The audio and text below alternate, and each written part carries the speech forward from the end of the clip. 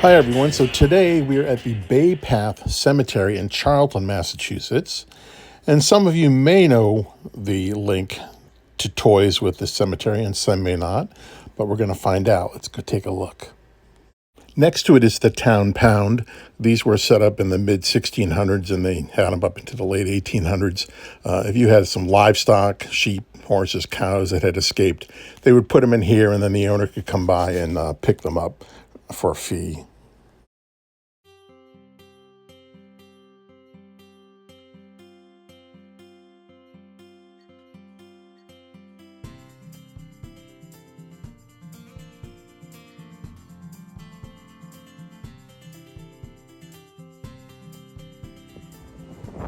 All right, let's take a walk around and see if we can find what we're looking for. I'm just going to kind of roam around here and see if we can find the certain grave that I've been looking for.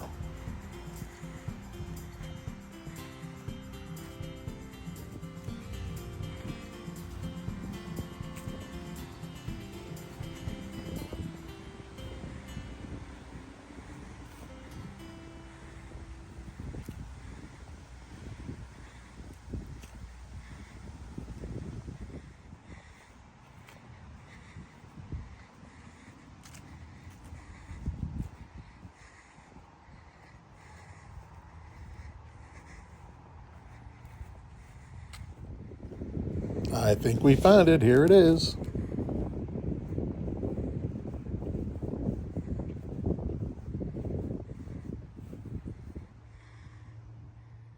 So here is the grave of John Grizzly Adams, who was an actual historic person. And then later there was a book written about him, and then they based a movie on it, and then they did a TV show in the 70s, just 2 seasons, which was quite popular, that was based on him as well. Here is a close-up of his headstone. You can see that's him on the right, and that is a grizzly bear to his left. It's kind of hard to make out, but if you really look at it, you can definitely see it. The other graves next to it are his wife and his family members.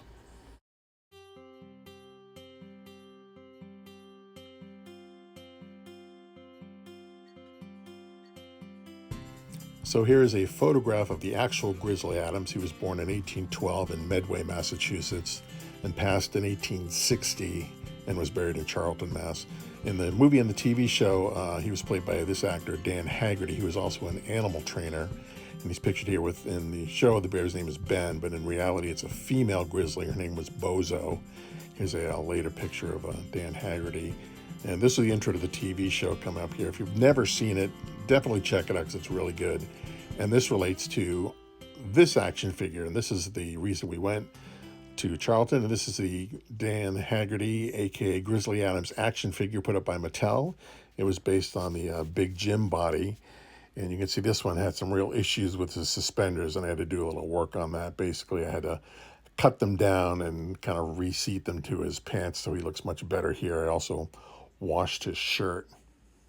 I do have a box for this action figure, but you can see it's really beat up. It's missing flaps. It's missing the cellophane panel. It's in really, really bad shape. I don't know if it can be repaired or not, but you can see he had the Big Jim karate chop action, which in this case would be a hand axe action.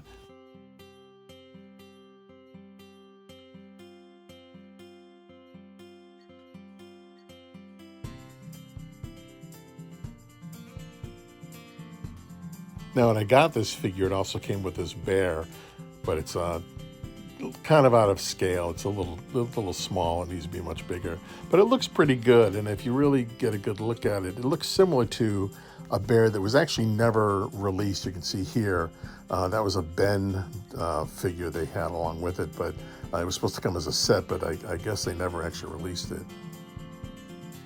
This was the other action figure in the set. There are only two. Nakoma, and he was played by an actor slash stuntman, Don Shanks, who actually played Michael Myers in Halloween 5, which is kind of an interesting tidbit. So let's take one final look here at the action figure. So as I said, the suspenders on this one were really stretched out.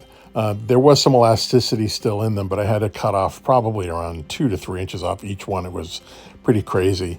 And then I just kind of pulled them down and used fabric glue to attach them to his pants, and then I clamped them and let them sit for about 12 hours or so to make sure they had a good bond. He also came with an axe, which was missing. This one I just created in a 3D CAD program and printed out, 3D printed and spray painted silver. So that is it for today's video. If you could just like and subscribe, I would really appreciate it, and thank you for watching.